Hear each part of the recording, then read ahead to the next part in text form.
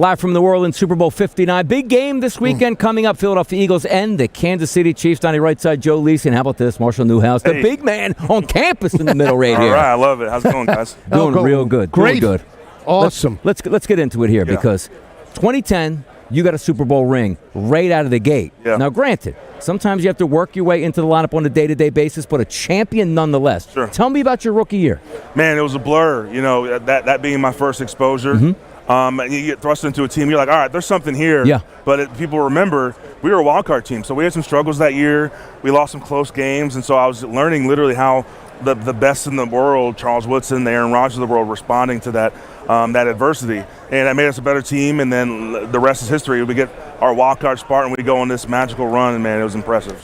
Joe, let me ask you a question because I like to take things personally. Okay. Were you in Philadelphia in 2010 for that playoff game? I was not there for the game. I just got put on IR, so they gave me the week off. So I was watching it, though, and I could feel the disappointment in the stadium. That was the Mike Vick Eagles. I know you guys had a feeling the kind of way about that team, and you just ran into a buzzsaw, man. That's all it is. And sometimes teams get hot at the right time because for me, sitting up there in the stands, we got close at the end. Deshaun Jackson just gets tripped up, the interception in the end zone, the Riley Cooper, and away you guys go on the magical run. But I just wanted to say, you broke my heart, Mark. I mean, I'm come sorry. on. He's a huge Eagle fan, Sorry that's what it's all about. I'm sorry. Let me ask you this in regards to the Super Bowl. I always talk about preparation, the extra week, and what it means. How do you feel it can affect a team, especially two veteran teams like this? They played a couple of years ago. Do you see that potentially as being a factor for maybe some of the younger guys? I mean, I think there's enough experience where guys have given them the heads up on what this will be like. Because, listen, they spent the first week after those championship games. It's normal. You're in pads, you're going to meetings, you're getting your lifts in. And then once you get here, they're like, all right, things get a little weird. You got the media day, and then you've got media availability. And they're still doing practice, but they're more walkthroughs. Everything's kind of a ramp down, focusing it in. So I think they're bringing their young guys along. But these are two veteran-laden crews. They're probably bored at this point. They're like, let's just play the game. Yeah. I mean, they're ready to go for sure. And offensive linemen, right? When you see Saquon Barkley, what does that mean to have a dynamic running back that maybe you're not opening the hole, right? But you just give him a little seam and he can hit it and take it to the house at any given time. That changes everything. I think the most dynamic guy I played with, I didn't get a chance till I was 2017 was when we signed Marshall on and I was in Oakland. And it just changes the outlook because it wasn't like, you felt like you had to be Superman before, especially as an offensive line unit. But you're like, all right, we need to like stalemate and stay on your guys, keep your feet moving. He's going to make you right. Yeah. And that kind of availability and ability from a guy is incredible from a running back. And then knowing that they can take it to the house. You're just like, man, we have home run ability in the backfield. It's just a different feeling. Joe and I probably wanted to play in the NFL. Obviously, you look at us, we're not going to play there. But the things I love about it, because we always hear about the 10-time All-Pros. I stayed in one city for 13 years. Talk to me about changing cities, because like us, like changing schools is hard enough. Changing professional careers in those different cities. Listen, I played 11 years, 8 different teams, and technically signed with 9 different teams. I was here in New Orleans briefly.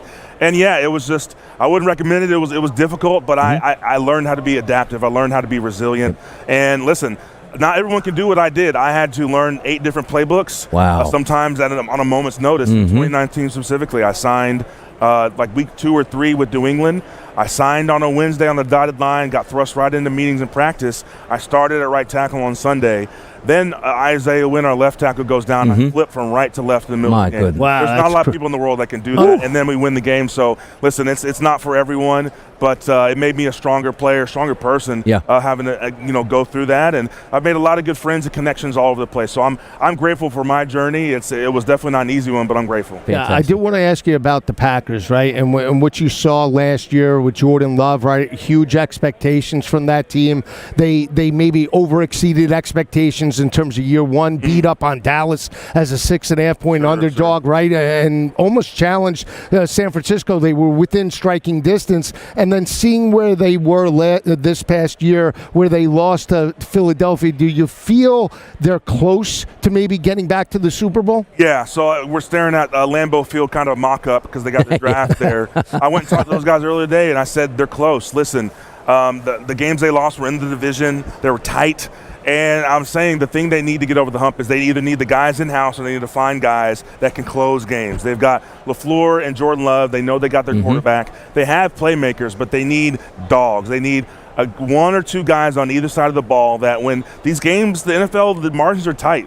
the games come down to the last possessions, you need guys who will close things out, whether that's an elite pass rusher who closes things out, a receiver who makes just an incredible one-on-one matchup catch, or a running back who breaks an open field tackle and gets you the first down you need. You need guys that can close games out. The best teams have those guys. Myles Garrett? He's the type of guy.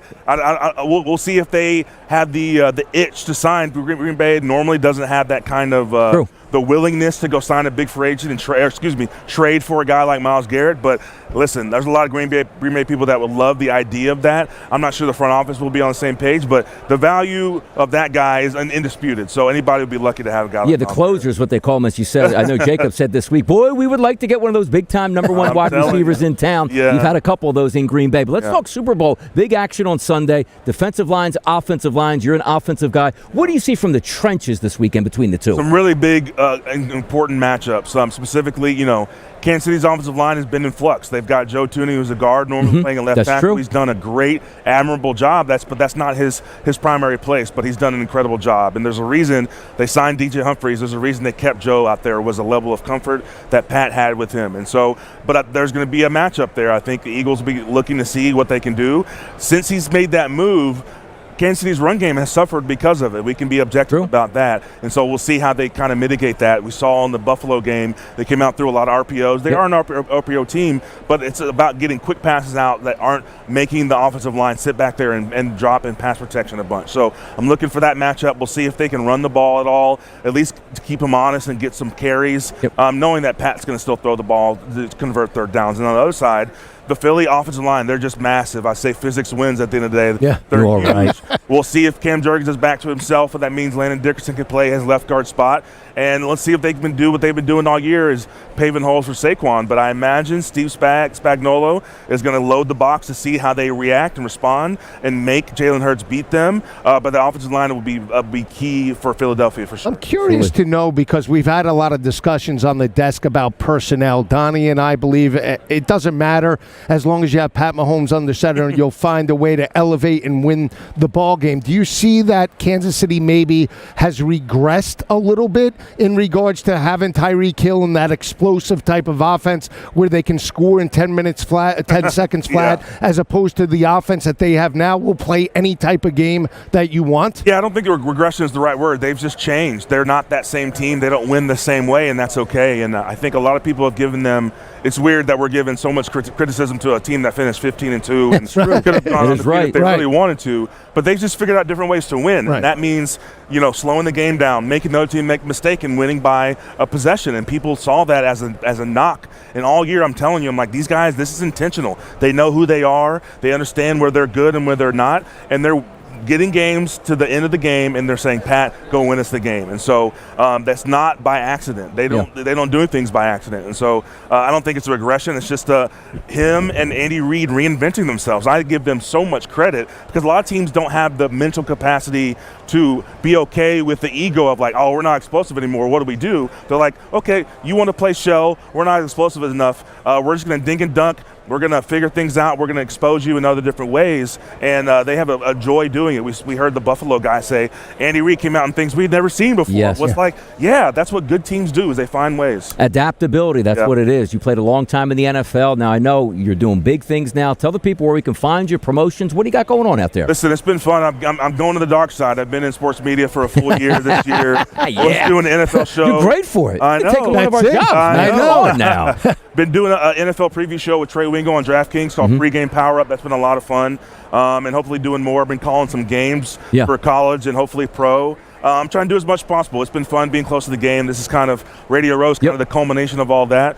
But doing stuff for the NFL and a little bit of college as well. It's been a lot of fun. So we'll see where that goes. But that's been my main focus. I have to ask you, TCU, we're big college guys. So Sonny Dykes, you play in the national championship game a couple of years ago. Didn't go your way. But can Sonny get them back to potentially a college football playoff? I think he can. Listen, that first year was just a really weird fever dream of, they go on that run. But those were mostly not his guys. Those were Garrett Patterson's guys. I think they had a struggling year last year year, and he's had to reinvent himself too with we got to win with our recruits. Yeah. We got to find our way and kind of leave that former legacy behind, and I think they're doing that right now. The transfer portal has helped that. They've got their signal caller and Josh Hoover, the guy that they trust, and they've got coordinators on both sides of the ball that once you get set in their system and they get their kind of recruits in, I think they're going to be competitive. It helps being in the Big 12, which is always a wide open, fun league. I think they're right there in the thick of things every year for the Big 12 and the moving forward. And I believe in Sonny Dykes' system, absolutely. Fantastic. The guy's versatile. It's Donnie Rightside. It's Joe Lisi. We're sitting here, Super Bowl 59 Radio. Thank you so much, Marshall Newhouse, for joining us today. We really appreciate it. It's a pleasure, guys. Appreciate it. Absolutely. Thanks. You.